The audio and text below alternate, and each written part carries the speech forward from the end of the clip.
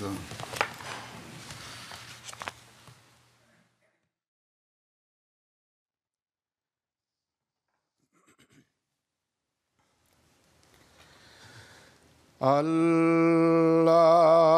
الله أكبر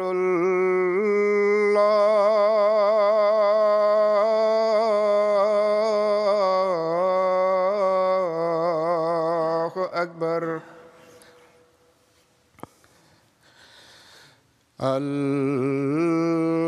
الله أكبر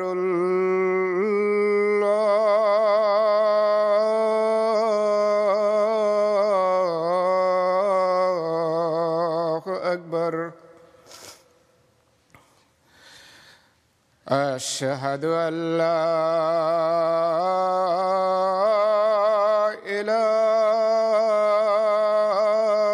إله إلا الله أشهد أن لا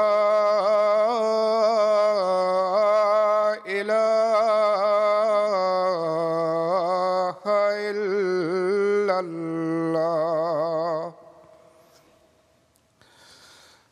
أشهد أن محمدًا رسول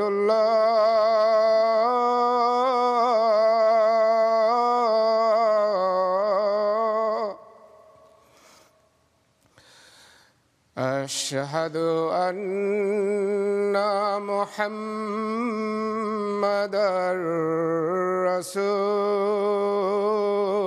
رسول الله حي على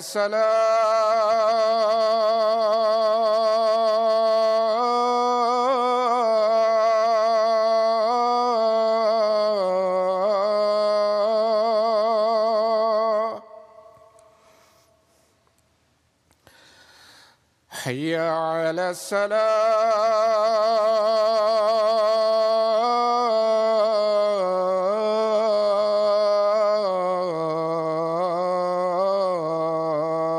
الصلاة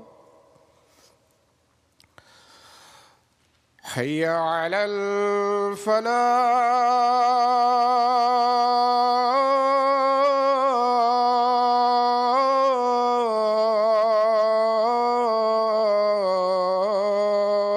الفلاح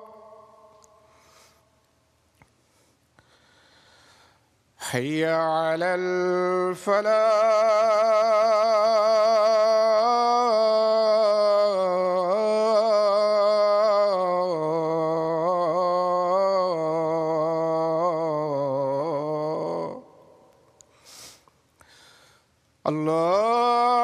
الله أكبر الله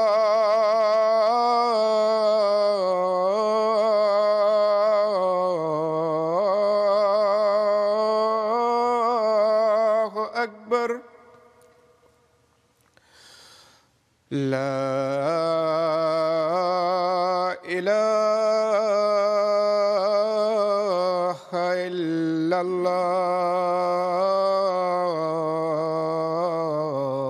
الله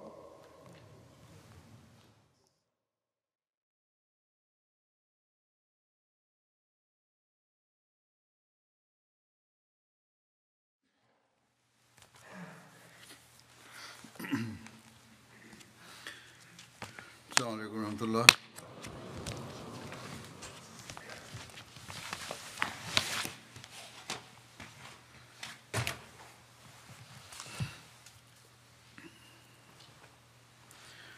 أشهد أن لا إله إلا الله وحده لا شريك له وأشهد أن محمدًا عبده ورسوله أما بعد فأعوذ بالله من الشيطان الرجيم بسم الله الرحمن الرحيم الحمد لله رب العالمين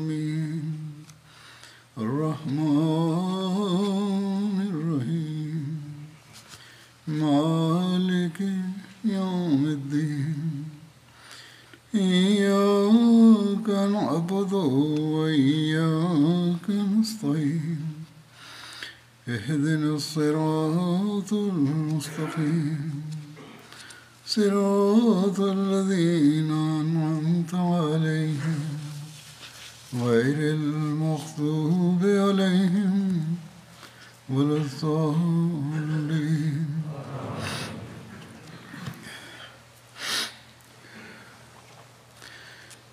जंग उहद में Sebelumnya masih membahas tentang sirat kehidupan Rasulullah SAW di Perang Uhud. Rincian lebih lanjut adalah sebagai berikut. Rasulullah SAW adalah yang paling dekat dengan musuh, dan ada 15 sahabat yang berdiri kokoh di sisi beliau selama pertempuran Uhud. 8 di antaranya adalah dari kalangan muhajirin, antara lain Hazrat Abu Bakar, Hazrat Umar, Hazrat Talha, Zubair, Abdurrahman bin Auf, Sa'ad bin Abi Waqqas, Abu Ubaidah bin Jarrah, dan ada 7 orang dari kalangan Ansar, antara lain Hazrat Khubab bin Munzir, Abu Dujana, Asim bin Thabit, Haris bin Sima, Sahal bin Hunayf, dan Sa'ad bin Mu'az. Ada juga yang berpendapat bahwa yang dimaksud adalah Sa'ad bin Ubadah.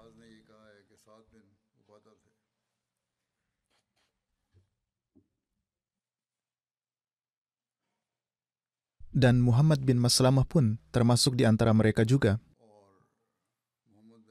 Ada pula yang mengatakan bahwa ada 30 orang sahabat yang dengan teguh berdiri di hadapan beliau SAW, dan mereka semua berkata, semoga wajahku tetap berada di depan wajah Rasulullah SAW, dan semoga diriku tetap berada di depan diri Rasulullah SAW. Semoga beliau tetap terlindungi, dan semoga jiwaku dikorbankan demi beliau.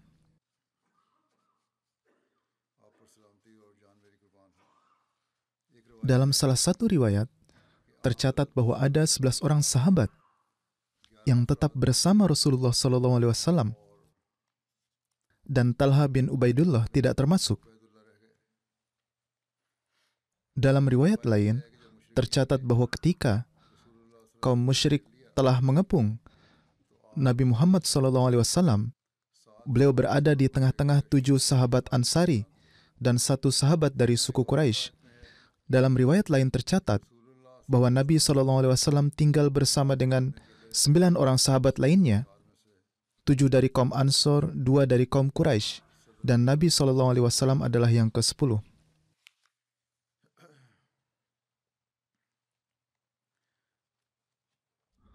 Jumlah sahabat yang teguh berdiri di dekat Rasulullah SAW adalah berbeda-beda dalam berbagai riwayat. Catatan yang diterima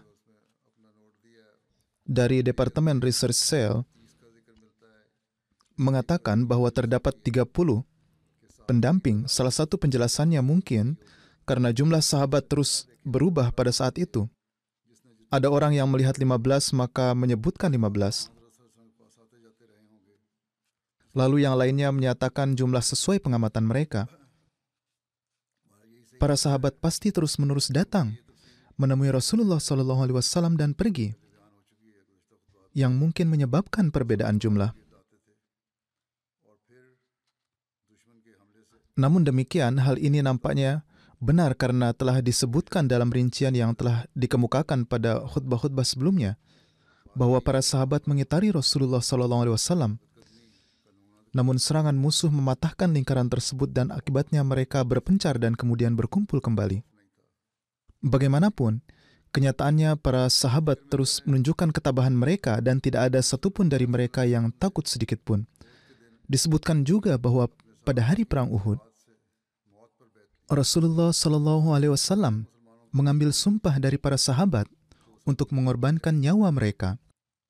Ketika umat Islam tampaknya menderita kekalahan, mereka tetap teguh dan mulai melindungi Rasulullah SAW dengan jiwa mereka, sehingga beberapa dari mereka mati syahid.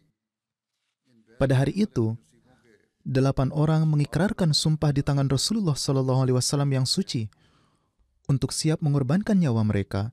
Nama-nama sahabat yang beruntung yang mengambil sumpah tersebut adalah sebagai berikut: Hazrat Abu Bakar radhiyallahu ta'ala an, Hazrat Umar radhiyallahu ta'ala anhu, Hazrat Ali radhiyallahu ta'ala anhu, Hazrat Talha radhiyallahu ta'ala anhu, Hazrat Zubair radhiyallahu ta'ala anhu, Hazrat Sa'ad radhiyallahu ta'ala anhu, Hazrat Sahal bin Hunayf radhiyallahu ta'ala anhu, Hazrat Abu Dujana radhiyallahu ta'ala anhu, Hazrat Haris bin Simmah radhiyallahu ta'ala anhu, Hazrat Khubab bin Munzir radhiyallahu ta'ala anhu, Hazrat Asim bin Sabit radhiyallahu ta'ala anhu, dan tidak ada satupun dari sahabat ini yang syahid. Tertulis dalam buku karya Allama Zamakhsyari, Khasais Asyra, bahwa pada hari pertempuran Uhud, Hazrat Zubair dengan teguh berada di samping Rasulullah SAW, dan pada saat itu ia bersumpah kepada Rasulullah SAW hingga akhir hayatnya. Artinya, beliau berjanji akan memberikan nyawanya untuk melindungi beliau SAW dan tidak akan meninggalkan Rasulullah SAW.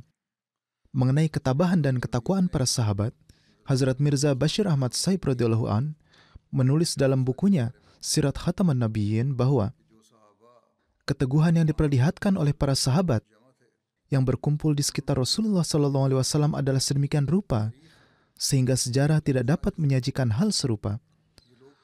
Orang-orang ini mengelilingi Nabi Muhammad SAW seperti serangga di sekitar api dan terus-menerus mempertaruhkan nyawa mereka demi Rasulullah SAW. Para sahabat menghadapi segala serangan yang dilancarkan terhadap diri mereka sendiri dan bersamaan dengan itu melindungi Rasulullah SAW juga terus-menerus melancarkan serangan terhadap musuh. Beliau lebih lanjut menulis, tetapi berapa lama umat yang sedikit ini dapat bertahan dari banjir besar ini yang melanda dari segala arah dengan gelombangnya yang mengerikan. Kaum muslim bergerak dari sisi ke sisi dengan setiap gelombang serangan yang dilancarkan musuh. Namun segera setelah kekuatan mereka agak mereda, kaum muslim yang tidak berdaya ini terus berperang dan mendekat pada junjungan tercinta mereka. Kadang-kadang kekuatan serangannya begitu berbahaya sehingga Rasulullah SAW hanya berdiri sendirian. Ada suatu peristiwa ketika hanya 12 orang yang tersisa berdiri di sekitar Rasulullah SAW, dan bahkan ada suatu saat ketika hanya 2 orang yang ada di dekat Rasulullah SAW. Di antaranya adalah Hazrat Abu Bakar, Hazrat Ali, Talha, Zubair, Sa'ad bin Abi Waqqas, Abu Dujana Ansari, Sa'ad bin Mu'az, dan Talha Ansari yang tercatat secara khusus. Dari rujukan ini, jumlah sahabat di sekitar Rasulullah SAW yang telah dikutip dalam berbagai referensi dapat ditentukan.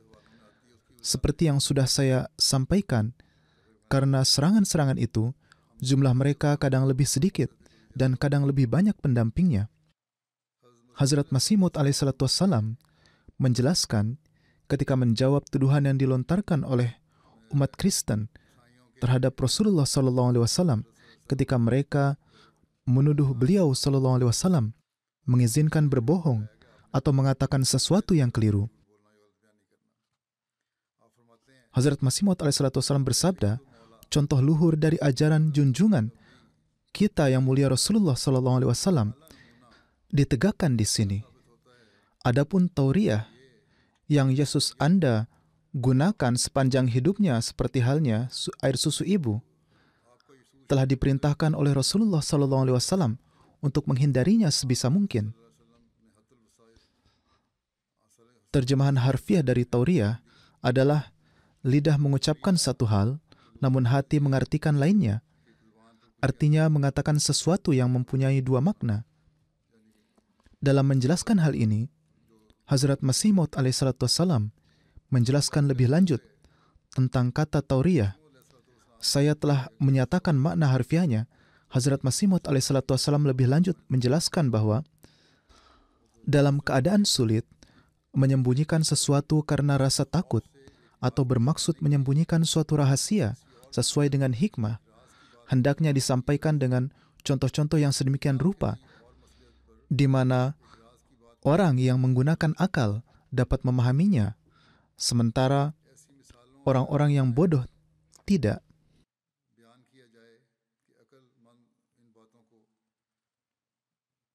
Maksudnya, bijak dalam berkata-kata agar tidak berbohong, namun walaupun maknanya bermacam-macam, orang berakal memahami fakta sebenarnya, dan orang yang tidak menggunakan akal tidak memahaminya. Sebaliknya, perhatiannya dialihkan ke tempat lain. Namun Hazrat Masih Maud alaihissalam bersabda bahwa hal ini terbukti dari hadis, bahwa ini bertentangan dengan tingkat ketakwaan yang tinggi. Hazrat Masih Maud alaihissalam telah menjelaskan hal ini secara panjang lebar. Oleh karena itu, tidak pernah dapat dibuktikan mengenai Rasulullah SAW bahwa beliau pernah berbohong. Ini adalah ringkasan dari apa yang disabdakan oleh Hazrat Masih Maud alaihissalam, bahwa menurut umat Nasrani, sosok yang mereka sebut Tuhan berada dalam keadaan yang sedemikian rupa sehingga biasa memberikan keterangan keliru, bahkan untuk hal-hal yang remeh sekalipun.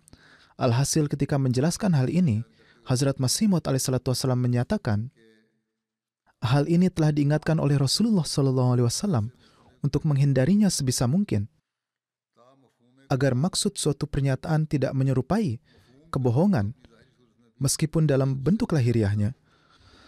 Namun apalagi yang bisa saya katakan, dan apalagi yang bisa saya tulis tentang sosok Yesus Anda yang tidak bisa menjunjung tinggi keteguhan hati dalam kejujuran. Seseorang yang mengaku sebagai Tuhan seharusnya datang ke dunia seperti singa yang meraung, bukannya menganut tauriah seumur hidupnya dan mengucapkan segala pernyataannya dengan cara-cara yang bersifat dusta, sehingga membuktikan bahwa dia bukanlah termasuk sosok sempurna yang menampakkan diri sendiri di hadapan musuh-musuh mereka dan tidak memperdulikan kematian. Mereka percaya sepenuhnya kepada Tuhan. Adapun sosok yang Anda sebut Tuhan justru menjalani seluruh hidupnya dengan melakukan tauriah. Selanjutnya, Hazrat Masih Maud alaihissalam bersabda berkenaan dengan Rasulullah SAW, beliau tidak pernah menunjukkan sikap pengecut pada tahap apapun. Beliau bertawakal kepada Allah. Adapun sosok yang mereka klaim sebagai Tuhan, bahkan para nabi Tuhan pun tidak melakukan hal ini. Saya benar-benar menitikkan air mata ketika membayangkan bagaimana tanggapan saya jika ada yang melontarkan keberatan atas kelemahan hati Yesus dan penggunaan tauriah, yang merupakan salah satu bentuk kedustaan. Ketika saya membayangkan Sang Sayyidul Mursalin sedang sendirian selama perang Uhud, dan di hadapan pedang terhunus dengan lantang beliau menyatakan bahwa akulah Muhammad SAW, akulah Nabi Allah, dan aku adalah putra Abdul Muttalib. Namun sebaliknya, ketika saya membayangkan Yesus Anda yang sambil gemetar menasihati murid-muridnya untuk tidak memberitahu siapapun bahwa beliau adalah Yesus Kristus, yang mana ini bertentangan dengan kenyataan, meskipun pernyataan ini tidak akan menyebabkan siapapun membunuhnya. Saya tenggelam dalam lautan kebingungan dan bertanya, wahai Tuhan, bahkan orang ini disebut Nabi padahal standar keberaniannya di jalan Tuhan adalah seperti itu. Ungkapan keheranan Hazrat Masih Maud alaihissalam terhadap kisah Alkitab tentang Yesus alaihissalam adalah dalam bentuk jawaban yang seolah kembali menuduh. Bukan berarti Hazrat Masih Maud alaihissalam menolak kenabian Yesus alaihissalam.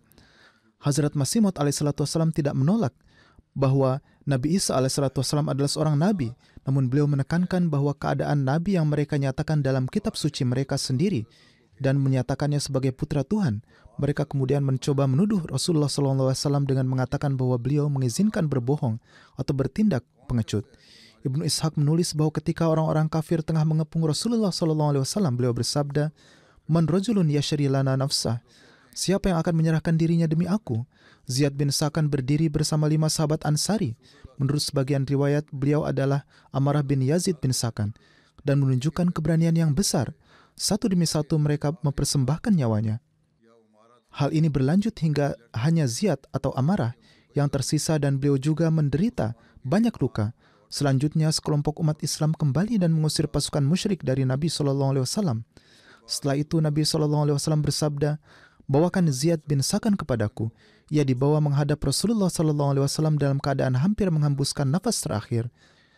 Rasulullah SAW bersabda untuk mendekatkannya kepadanya, dan para sahabat melakukannya. Rasulullah SAW menggerakkan kaki beliau ke arahnya, dan kemudian ia meletakkan kepalanya di atas kaki Rasulullah SAW yang penuh berkat. Ketika Hazrat Ziyad radhiyallahu an meninggal dunia, pipinya bertumpu pada kaki Rasulullah SAW yang penuh berkat. Beliau menderita 14 luka di tubuhnya. Hazrat Mirza Bashir Ahmad Saib radhiyallahu an menulis, pada suatu saat ketika terjadi gelombang serangan yang luar biasa dari pihak Quraisy, Rasulullah SAW bersabda, pada saat ini siapa yang bersedia mengorbankan nyawanya di jalan Allah? Suara ini kebetulan sampai ke telinga seorang Ansari yang bersama dengan 6 sahabat lainnya dari kalangan Ansar maju, dan masing-masing dari mereka mengorbankan nyawanya berperang di sekeliling Nabi Muhammad SAW. Ketua regu ini adalah Ziyad bin Sakan radhiyallahu an. Setelah penyerangan ini, Rasulullah SAW memerintahkan agar Ziyad dibawa kepadanya, yaitu ketika serangan dari orang-orang kafir berkurang dan para sahabat lainnya berkumpul kembali dan daerah tersebut menjadi tidak terlalu ramai karena pertempuran, Rasulullah SAW memerintahkan agar Ziyad dibawa kepada beliau, yang mana ia tengah berbaring di tanah dalam keadaan terluka. Para sahabat membawanya ke hadapan Rasulullah SAW. Pada saat itu masih ada sisa nyawa dalam diri Hazrat Ziyad, namun beliau berada di saat-saat terakhirnya. Dalam keadaan ini, beliau mengangkat kepala beliau dengan susah payah dan meletakkan wajahnya di atas kaki Rasulullah SAW, dan dalam keadaan inilah beliau syahid. Sehubungan dengan syahidnya Hazrat Mus'ab bin Umair, tertulis bahwa Hazrat Mus'ab bin Umair berperang di depan Rasulullah SAW dan disyahidkan saat berperang melawan Ibnu Kamiyah. Dalam riwayat disebutkan bahwa pada perang Uhud, Hazrat Mus'ab bin Umair radhiyallahu an adalah pembawa bendera dan menjalankan tanggung jawab beliau dengan penuh keteguhan. Pada hari Uhud, Hazrat Mus'ab bin Umair tengah memegang bendera di tangan beliau, dan saat itu Ibnu Kamiyah yang sedang menunggang kuda menyerangnya sehingga lengan kanan beliau yang tengah memegang bendera tersebut putus. Setelah itu, ia memegang bendera itu dengan tangan kirinya. Ibnu Kamiyah menyerangnya lagi dan memotong tangan kirinya juga. Selanjutnya ia menempelkan bendera Muslim ke dadanya. Ibnu Kamiyah menyerang untuk ketiga kalinya dan memberikan pukulan fatal ke dada Hazrat Mus'ab radhiyallahu an dengan tombaknya. Tombaknya patah dan Hazrat Mus'ab terjatuh ke tanah. Setelah itu 2 orang dari Bani Abduddar, Suwaid bin Sa'ad bin Harmalah dan Abu Rum bin Umair bergerak menuju bendera, dan Abu Rum bin Umair mengambil bendera tersebut dan tetap berada di tangannya sampai umat Islam kembali ke Madinah. Hal ini telah disebutkan dalam salah satu kitab sejarah, namun dalam beberapa riwayat lain disebutkan bahwa Rasulullah SAW memberikan bendera tersebut kepada Hazrat Ali radhiyallahu an.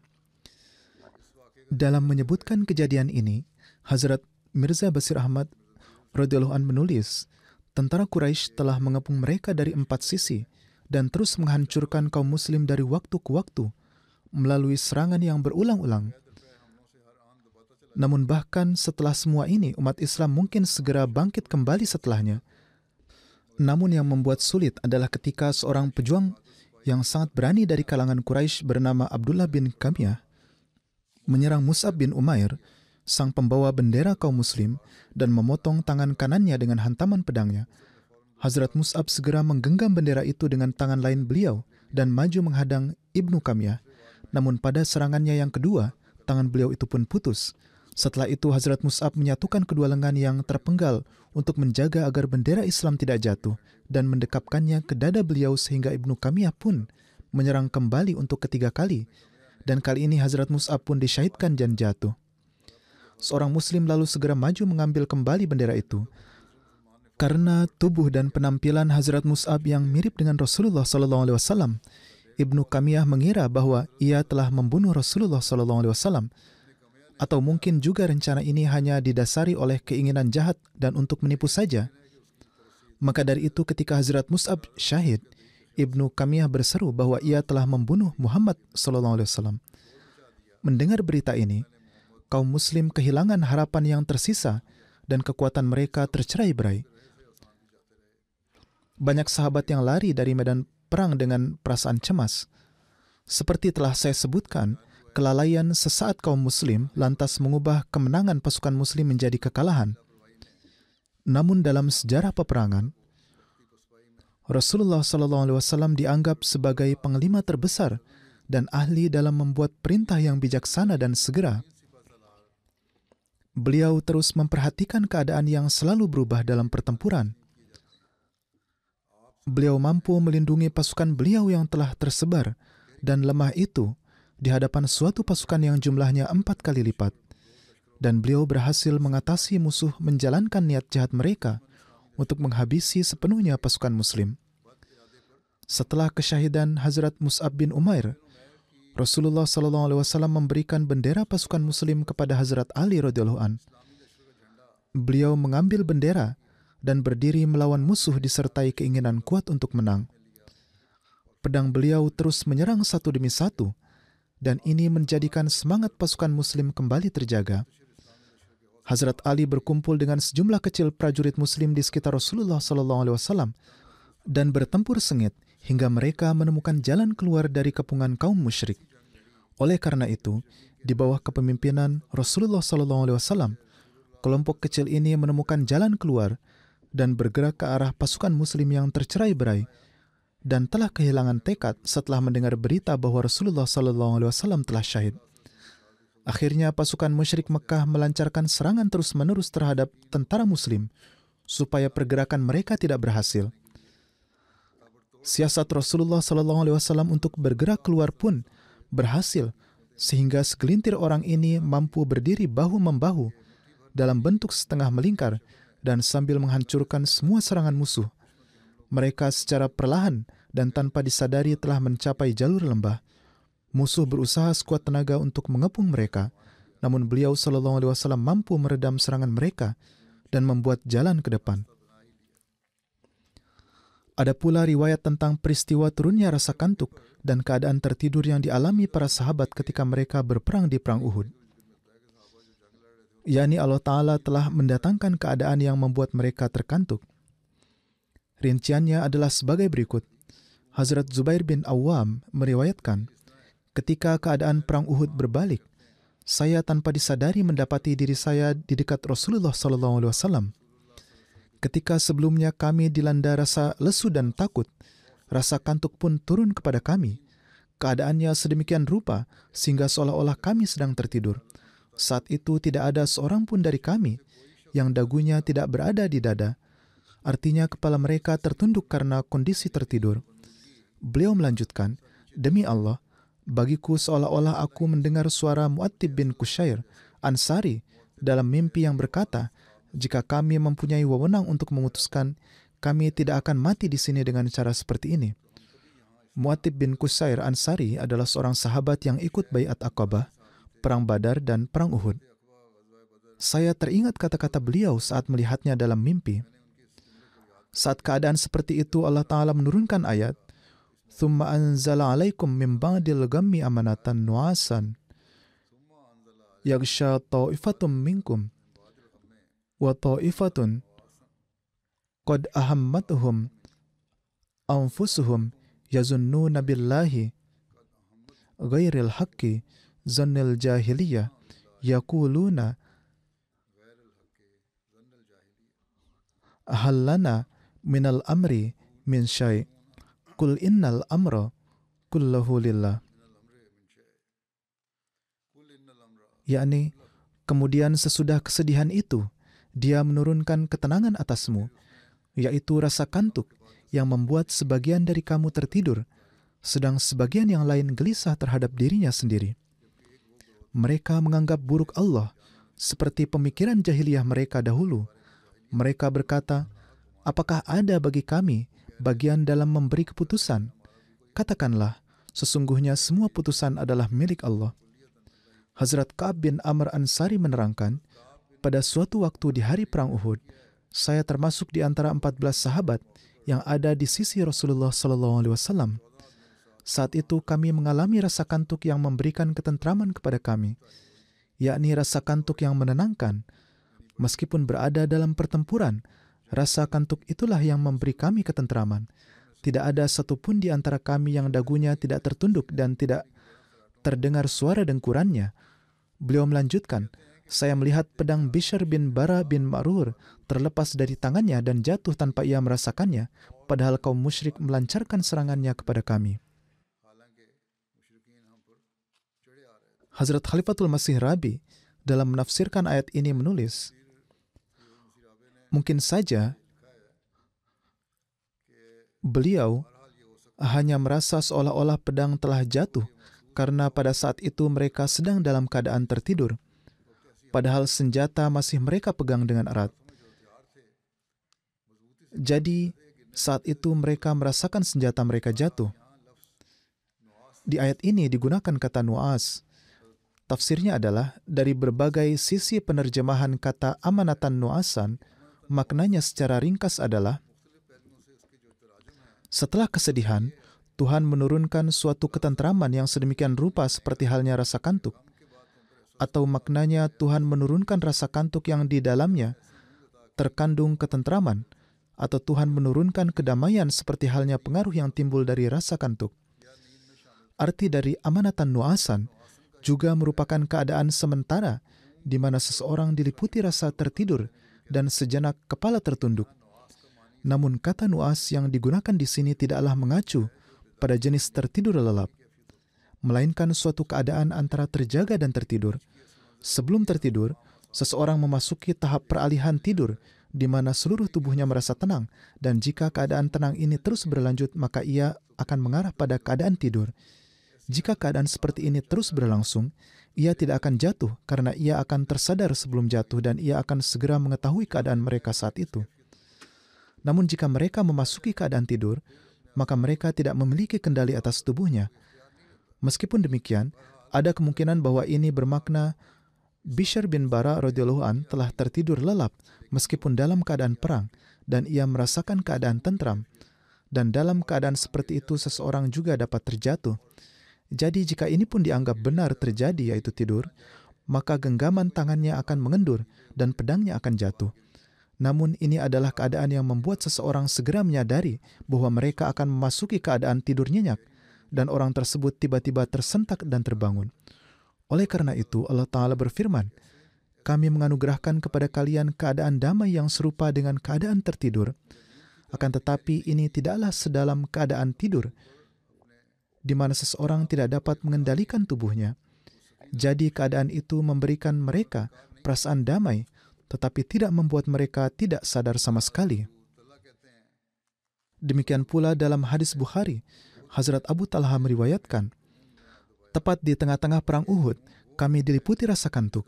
Ini adalah rasa kantuk seperti yang telah disebutkan sebelumnya. Hazrat Talha radhiyallahu an menuturkan bahwa pedangnya sudah sedikit lagi akan jatuh, namun beliau memegangnya kembali.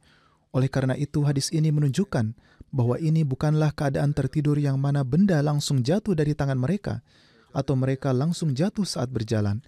Itu adalah keadaan penuh ketentraman, namun mereka masih memiliki kendali atas tubuh mereka.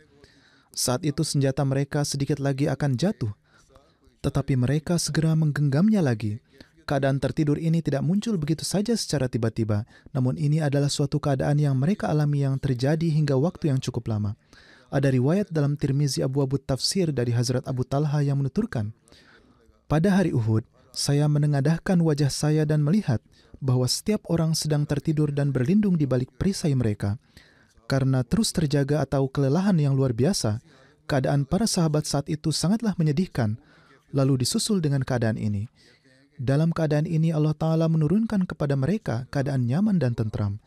Lebih lanjut beliau meriwayatkan bahwa hal ini tidak hanya terjadi pada satu orang saja, bahkan semua sahabat yang ikut berperang bersama Hazrat Aqdas Rasulullah SAW melawan musuh, mereka tiba-tiba dilanda keadaan ini seolah-olah keadaan ini diturunkan dari langit dan meliputi semuanya.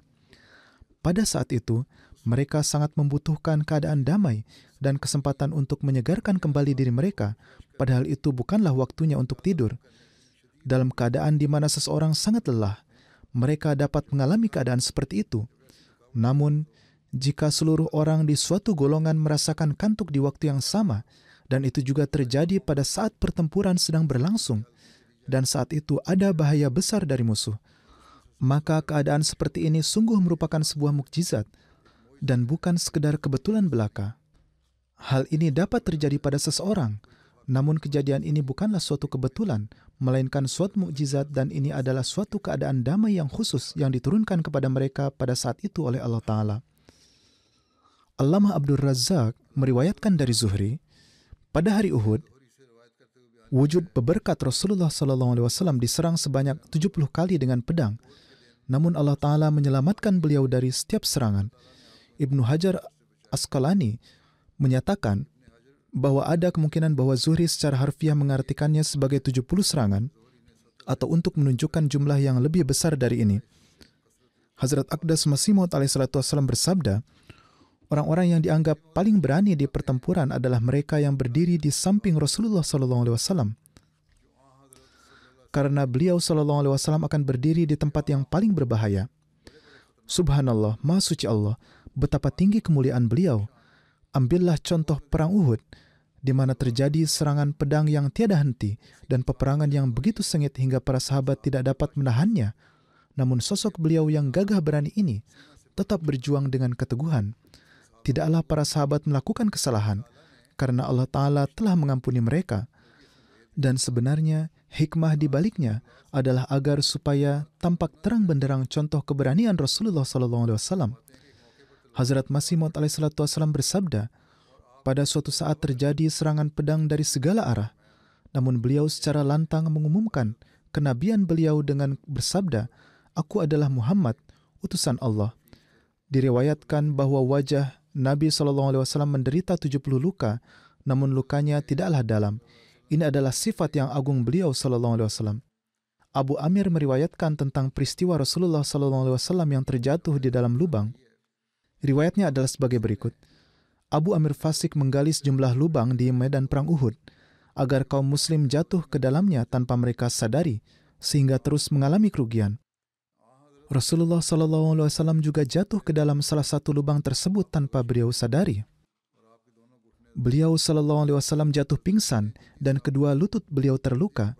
Hazrat Ali dengan cepat berlari ke arah beliau dan menopang beliau, dan Hazrat Talha bin Ubaidullah pun mengangkat beliau dan membantunya. Seorang bernama Kamiyah yang celaka itulah yang menyebabkan Rasulullah SAW terjatuh. Saat ia menyerang Rasulullah SAW dan menebas beliau dengan pedangnya, pedang itu mengarah leher beliau SAW. Meskipun pedang itu sendiri tidak melukai beliau, namun pukulannya yang kuat menyebabkan leher beliau yang berberkat itu tersentak ke belakang, sehingga beliau mengalami sakit sedemikian rupa di leher beliau setelah itu hingga sebulan atau lebih. Pada saat yang sama, ia mulai melemparkan batu ke arah Rasulullah SAW dan salah satunya menghantam sisi wajah beliau. Utbah bin Abi Waqqas, saudara Sa'ad bin Abi Waqqas, juga melemparkan batu ke arah Nabi SAW dan mengenai mulut beliau, sehingga mematahkan keempat gigi bagian bawah beliau, atau gigi di antara gigi depan dan gigi taring. Begitu pula bibir bagian bawah beliau juga tersobek. Imam Ibnu Hajar Asqalani menyatakan bahwa sebagian gigi beliau patah. Bukanlah seluruh gigi beliau itu patah hingga ke akarnya. Ketika Sa'ad bin Abi Waqqas, saudara laki-laki Utbah, mengetahui bahwa saudaranya lah yang menyerang Rasulullah SAW, beliau lalu memasuki barisan pasukan musuh untuk mencarinya dengan niat balas dendam. Beliau sendiri berkata, mungkin tidak ada hal lain yang kuinginkan di dunia ini selain membunuhnya. Namun Utbah mengelak dan kabur. Saat kembali sekali lagi mencarinya, tetapi setiap kali ia berhasil menghindarinya. Ketika beliau hendak pergi untuk ketiga kalinya, Rasulullah SAW berkata kepada Hazrat Sa'ad, "Wahai hamba Allah, apakah engkau berniat menyerahkan nyawamu?" Hazrat Sa'ad mengatakan bahwa dengan cara ini Nabi SAW menghentikannya sehingga ia tidak pergi, yaitu Rasulullah SAW memanjatkan doa berikut untuk Utbah bin Abi Waqqas, "Allahumma la yahulu alaihil haula hatta yamuta kafiran." Ya Allah, jangan biarkan 1 tahun berlalu baginya hingga ia meninggal dalam keadaan kafir. Allah Ta'ala mengabulkan doa beliau SAW, sehingga pada hari itu juga Hazrat Hatib bin Abi Balta membunuhnya. Hazrat Hatib bersabda, ketika saya melihat kelancangan yang keji dari Utbah bin Abi Waqqas, saya segera bertanya kepada Rasulullah SAW di mana Utbah berada. Beliau SAW menunjukkan kepadaku arah kemana dia telah pergi. Aku pun segera mengejarnya hingga akhirnya menemukannya. Aku dengan cepat menebasnya dengan pedangku sehingga lehernya terpotong dan kepalanya jatuh ke tempat yang jauh. Aku mengambil pedang dan kudanya dan membawanya kepada Rasulullah SAW. Mendengar berita ini, Rasulullah SAW bersabda 2 kali, radhiyallahu anka, radhiyallahu anka. Allah telah ridha kepadamu, Allah telah ridha kepadamu. Dalam serangan ini, helm perang yang dikenakan oleh Rasulullah SAW juga pecah. Dan karena serangan musuh yang terus-menerus, Rasulullah SAW menderita luka di wajah dan kulit beliau. Salah satu orang yang menyerang wajah suci Rasulullah SAW adalah Abdullah bin Sahab Zuhri yang kemudian masuk Islam. Rincian mengenai hal ini masih akan berlanjut dan akan disampaikan di masa mendatang insyaAllah. Saat ini saya ingin menyebutkan beberapa anggota yang telah wafat. Yang pertama disebutkan adalah Mukarram Abu Hilmi Muhammad Ukasha Sahib dari Palestina. Tuan Syarif Odeh menulis tentang beliau beberapa hari yang lalu. Saudara Ahmadi kami di Gaza, Tuan Muhammad Ukasha, telah disyahidkan secara keji. Jenazahnya ditemukan agak jauh dari rumahnya. Innalillahi wa inna ilaihi raji'un. Almarhum adalah seorang Ahmadi yang sangat mukhlis. Beliau berusia 75 tahun. Beliau pindah dari desanya ke kota Jabalia di Gaza dan tinggal di kamp pengungsi. Beliau memiliki 7 putra, 5 putri, dan 35 cucu. Salah satu cucunya mengatakan bahwa mereka tidak dapat menghubunginya selama beberapa minggu. Pada masa gencatan senjata sementara, ia pergi mencarinya tetapi tidak menemukannya di rumahnya. Jenazahnya ditemukan 100 meter dari rumahnya di antara jenazah-jenazah lainnya.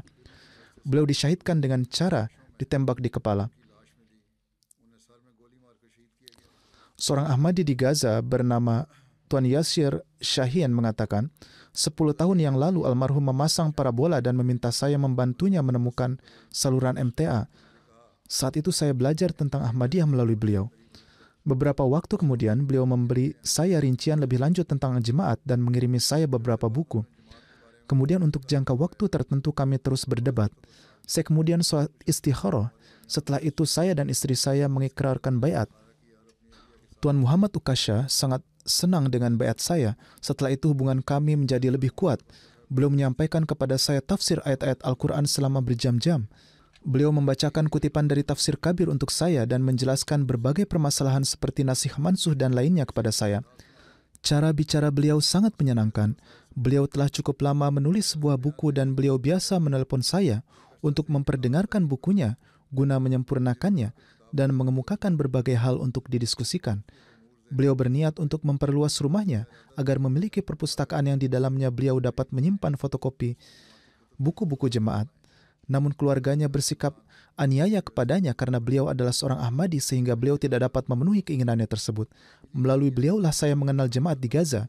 Kami semua biasa mengunjungi beliau di ruang tamunya.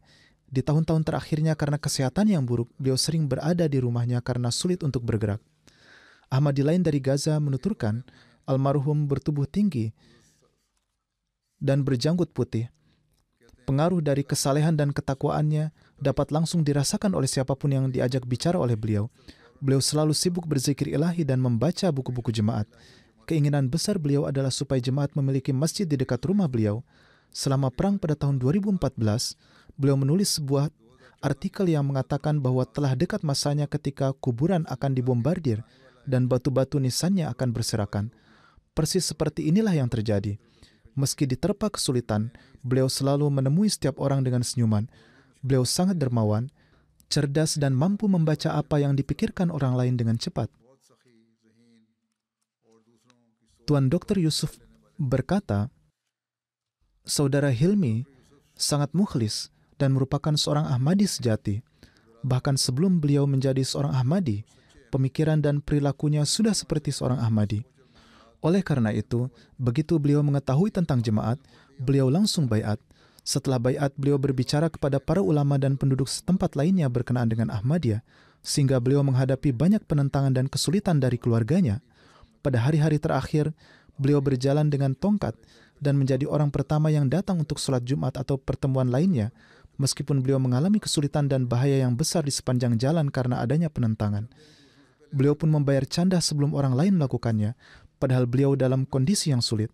Beliau mendambakan agar jemaat dan ajaran-ajarannya dapat disebarkan ke seluruh dunia, karena dalam hal inilah terletak jalan keluar bagi semua permasalahan umat manusia. Beliau berkeinginan untuk memberikan rumahnya dan sebagian tanahnya kepada jemaat, agar masjid dan pusat jemaat dapat dibangun di sana. Namun hal ini dihalangi oleh keluarganya yang menentangnya. Semoga Allah Ta'ala meninggikan derajat beliau dan menjadikan anak keturunan beliau sebagai orang-orang yang mewarisi doa beliau. Semoga anak-anak dan kerabat beliau dapat memahami Ahmadiyah, Islam yang sejati, dan kemudian menjadi saksi perdamaian dan keamanan.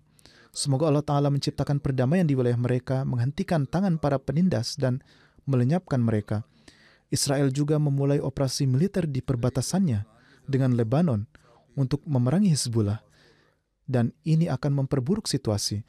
Demikian pula Amerika dan Inggris telah memulai operasi militer melawan suku Houthi di Yaman. Semua hal ini hanya akan memperluas perang lebih jauh lagi. Kini banyak pengamat yang mengatakan bahwa perang dunia sepertinya sudah dekat. Oleh karena itu, doa sangat dibutuhkan. Semoga Allah Ta'ala memberikan pemahaman dan akal kepada umat manusia. Saya akan menyebut anggota lain yang telah wafat, Nyonya Amatul Nasir Zafar, istri dari Tuan Haidar Ali Zafar, seorang mubalik yang bertugas di Jerman. Beliau wafat beberapa hari yang lalu. Inna lillahi wa inna ilaihi raji'un. Dengan karunia Allah, beliau adalah seorang musiah. Selain suami beliau meninggalkan seorang putra dan 2 putri.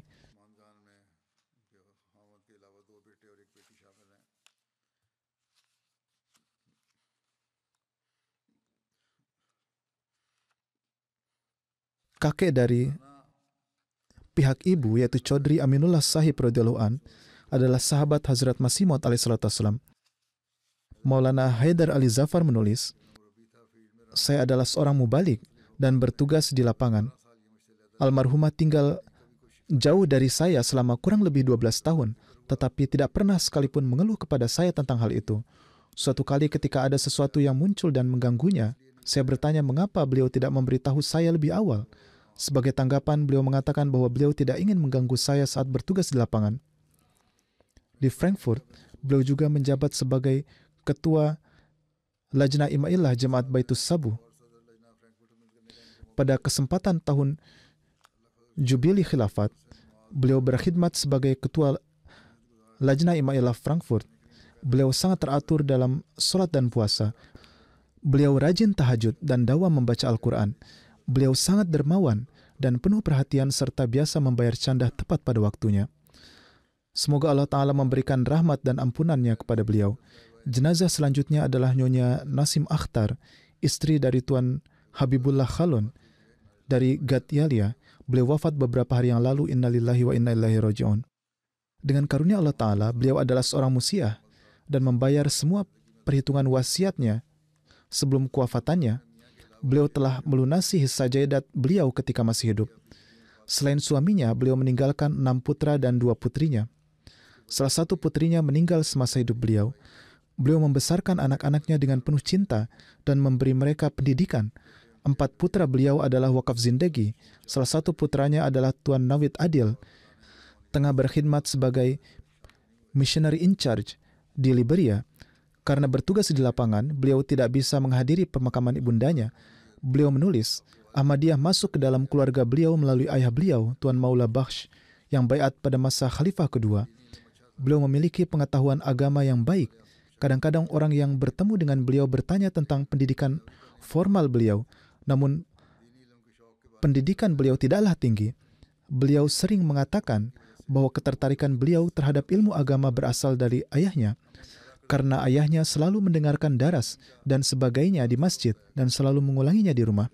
Oleh karena itu, orang tua dapat memberikan pengaruh yang besar jika mereka melakukan diskusi seperti ini di rumah. Kecintaan beliau pada jemaat dan khilafat tak terhingga. Beliau tidak kenal takut dan memiliki semangat mengkhidmati agama yang tinggi.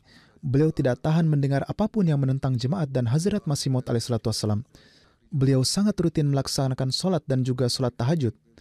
Beliau rutin melakukan itikaf kecuali pada beberapa tahun terakhir hidupnya. Beliau menghatamkan Al-Quran 3-4 kali selama bulan Ramadan. Beliau akan selalu berzikir ilahi dan membaca solawat. Suatu kali beliau secara tidak sengaja terjatuh dan kakinya patah. Saat itu saya, putranya yaitu Adil Sahib yang menulis ini, dan saudara laki-laki saya sedang bersamanya. Tepat ketika tiba waktunya kami pulang, beliau terjatuh dan kakinya patah.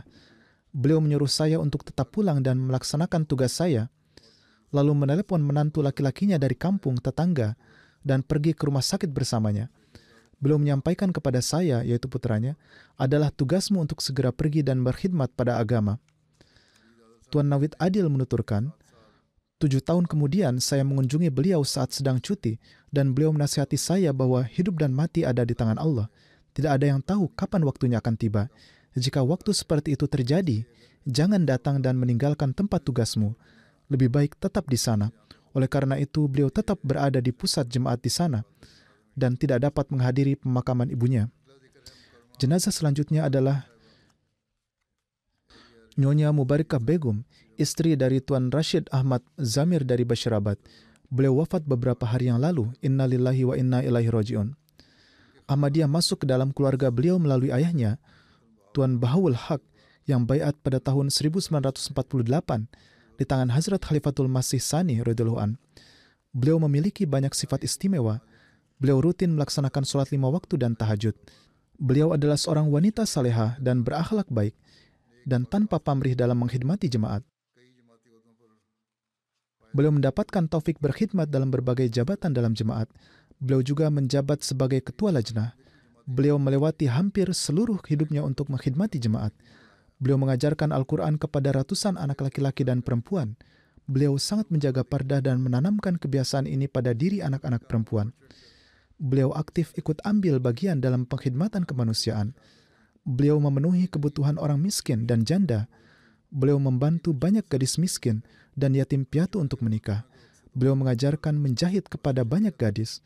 Setiap hari Jumat, beliau pergi ke masjid 2 jam sebelum sholat Jumat dan sendirian membersihkan area lajnah. Setelah itu, beliau melaksanakan sholat sunnah. Beliau sangat amanah dan dapat dipercaya. Karena sikap amanah beliau ini, banyak wanita yang mempercayakan perhiasan dan uang mereka kepada beliau sebagai amanat. Beliau tidak pernah bertengkar dengan siapapun, juga tidak pernah bersikap tidak sopan. Beliau memiliki akhlak yang sangat luhur. Dengan karunia Allah Ta'ala, beliau adalah seorang musiah. Ketika beliau mengikuti gerakan Al-Wasiat, beliau juga mendaftarkan putri-putrinya. Demikian juga beliau mendorong perempuan lain di desanya untuk mengikuti gerakan Al-Wasiat. Selain suaminya, beliau meninggalkan seorang putra dan 5 putri. Beliau adalah ibu mertua dari Tuan Usman Ahmad, seorang mubalik yang bertugas di Rakim Press di Sierra Leone, dan Tuan Saadat Ahmad, mubalik yang bertugas di Burkina Faso. Kedua putrinya yang menikah dengan para mubalik ini tidak dapat mendampinginya pada saat-saat terakhirnya. Mereka tetap di tempat tugas mereka. Putri beliau, Nyonya Asifa menulis, saya mendapatkan taufik untuk berkhidmat bersama suami saya, Usman Ahmad Sahib di Sierra Leone. Karena bertugas di lapangan, saya tidak bisa menghadiri pemakaman ibu saya.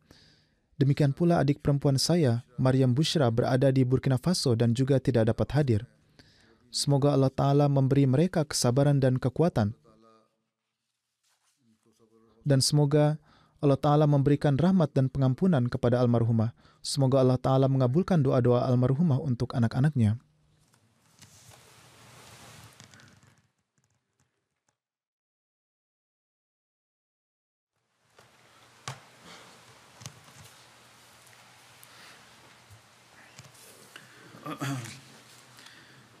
Alhamdulillah, nahmaduhu wa nasta'inuhu wa nastaghfiruhu wa nu'minu bihi wa natawakkalu alayhi wa na'udzu billahi min shururi anfusina wa min sayyiati a'malina.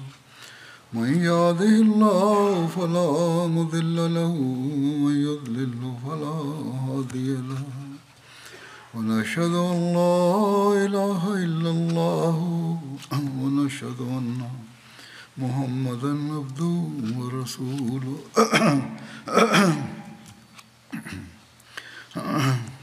عباد الله رحمكم الله إن الله يأمر بالعدل والإحسان وإيتاء ذي القربى وينهى عن الفحشاء والمنكر والبغي يعظكم لعلكم تذكرون اذكروا الله يذكركم وادعوه يستجب لكم ولذكر الله